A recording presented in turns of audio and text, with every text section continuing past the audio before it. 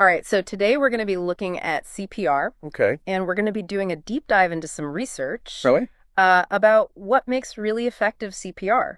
Awesome. So, kind of the why behind what you're doing in an emergency. I like it. Right, so that when it comes to that high pressure situation, Right. you can think back to the logic and be Yeah. like, oh, yeah, that's why I'm doing this way. Exactly. Yeah. It's not just about going through the motions. Yeah. It's about understanding the impact of each step. So, the first thing that really blew my mind and that I kind of wanted to start with is something called chest compression fraction. Okay. What is that? Well, chest compression fraction is the percentage of time during CPR that you're actually pushing on the chest. Okay. And we want to shoot for 80% or higher. Oh, wow. Yeah. Each time you pause compressions, it disrupts blood flow. So it's not just about doing compressions, it's about maximizing the time spent doing them. Yes. Think of it like you're manually pumping blood through the body when the heart can't do it on its own. Right. Any interruptions, you're stopping the engine. Oh. And you don't want to do that when someone's life is on the line. Yeah, that's a good way to put it. It's a constant pressure. It's like keeping that engine running. Exactly. What about the rhythm and depth of compressions? So you know the Staying Alive song? Oh, yeah. That's kind of the rate that we're looking for. Okay. About 100 to 120 compressions a minute. But what's equally crucial is the depth. Okay. We need to push down far enough to effectively circulate blood. Right. And that depth actually varies depending on the person's age. So like for adults, we're talking 2 inches down, right? Yes, about 2 inches for adults, a bit less for children, and even less for infants. And I always envision like a spring bouncing back. Exactly. Like you want it to fully recoil You got it. before the next compression. Yes. Yeah. Okay, cool. Now, I remember from training that like you get tired Oh, yeah. doing those compressions. So that's where having a partner really comes in. Absolutely. Switching rescuers every 2 minutes helps maintain the quality of compressions. You might not realize it, Yeah. but as you get tired, you might start doing shallower compressions, Mhm. and those are less effective. So it's really good to practice switching positions Yes. when you're training. Absolutely. Okay, so now let's talk about the balance between compressions and breaths. Okay, so the ratio of compressions to breaths depends on whether an advanced airway is in place or not. Okay. Without an advanced airway, it's generally 30 compressions to 2 breaths for adults. And that changes if there is an advanced airway. Yes, with an advanced airway, the focus shifts to continuous chest compressions with breaths delivered at set intervals. Okay. So it becomes less about that specific ratio and more about keeping those compressions going strong. So knowing when and how to use an advanced airway is really important. Yeah. But for most people, it's that 30 to 2. Right. That's the key takeaway. Exactly. And another key concept that's important to understand is this idea that time is muscle. Time is muscle. What does that mean? It means that minimizing pauses during CPR is absolutely critical. Every interruption in those chest compressions reduces blood flow to vital organs, Oh, wow. especially the brain. So every second really does count. It really does. We even have this 10-second rule for interruptions Right. based on how quickly oxygen deprivation can impact tissues. So efficiency is key. Are there any strategies to minimize those pauses? Absolutely. Yeah. So, for example, instead of stopping compressions for a pulse check, Right. we can sometimes use tools like ultrasound or Doppler Okay. to monitor circulation without having to interrupt the flow. So using technology to keep those seconds going. Exactly. Yeah. What about preparing a defibrillator? Does that take a lot of time? Yeah. Is that a big delay? That's another area where we can shave off time. Yeah. Ideally, the defibrillator should be set up and ready to go while compressions are still being performed. Oh, wow. Okay. Yeah. So it's all about like that seamless teamwork. Teamwork makes the dream work. Yes. Okay. Let's get into hand placement for compressions. Where do those hands need to go? You want to position your hands on the lower half of the breastbone, right in the center of the chest, just below the nipple line. Okay. Right above the heart. Uh-huh. So you're applying that direct pressure.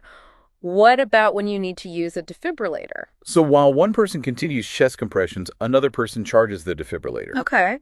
Once it's charged, we shout clear to ensure everyone's safety, Right. deliver the shock, and then immediately resume compressions. Got it. We don't want to waste any time checking for a pulse at that point. Speed and efficiency are key. Yes.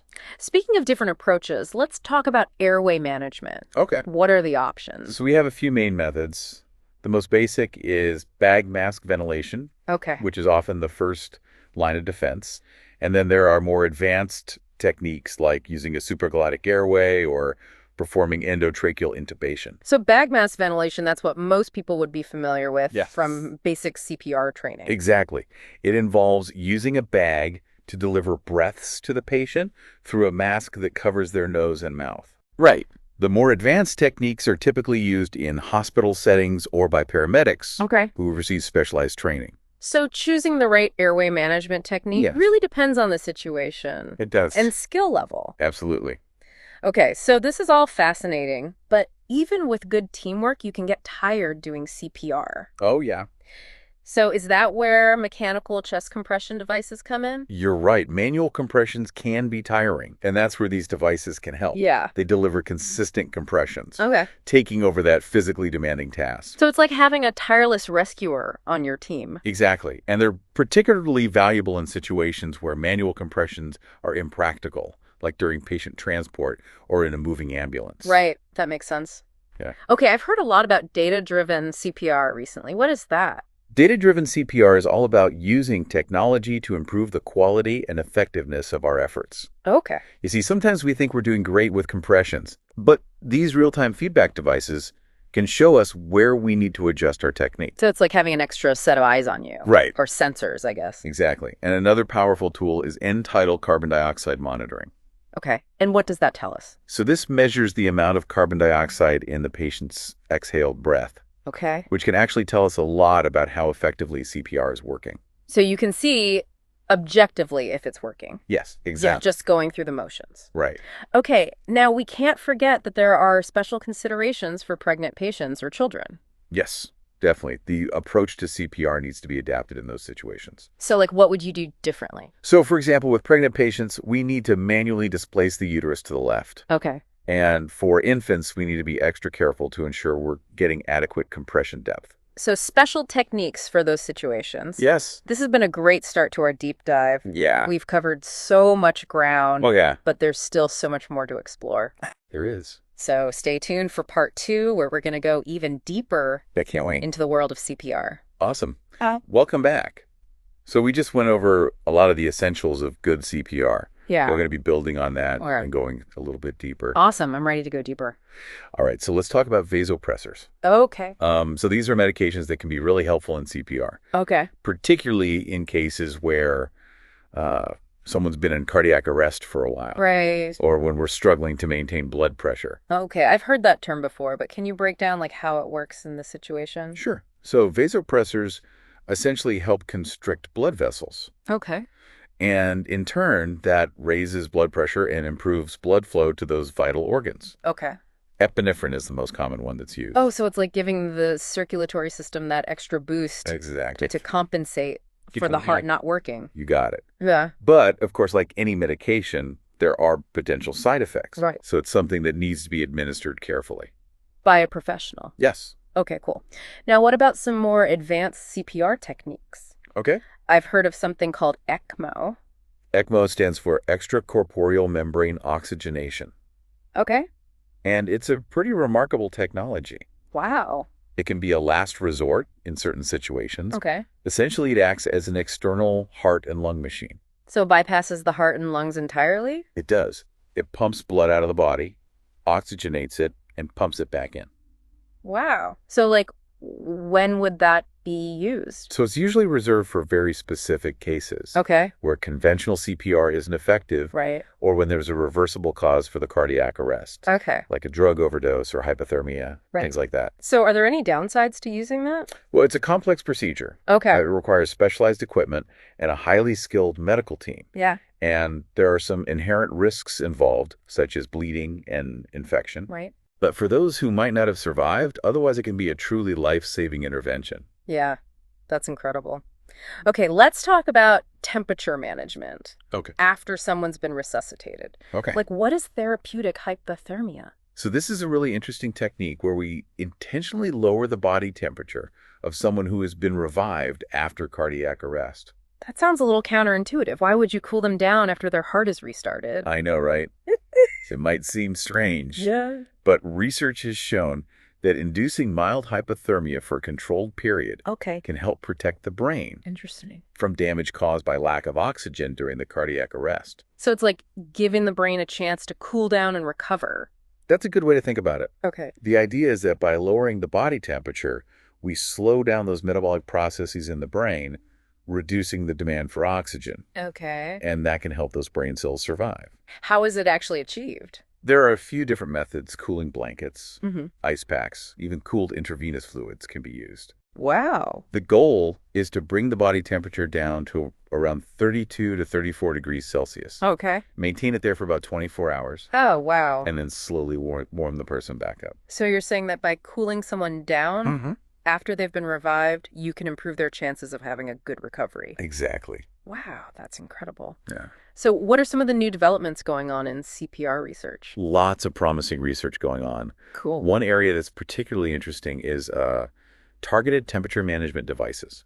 What are those? So these are designed to very precisely control the cooling and rewarming process Okay. during therapeutic hypothermia. So they're really fine-tuning that temperature control. Exactly. Wow. Another fascinating area of exploration is the use of AI in CPR. Yeah, no, that sounds really futuristic. Yeah. How would that be applied? Well, imagine a world where an AI algorithm could analyze real-time data from the patient, Okay. their heart rhythm, blood pressure, oxygen levels, Hmm. and provide personalized recommendations. So it's like having a virtual CPR coach. It's exactly. Yeah.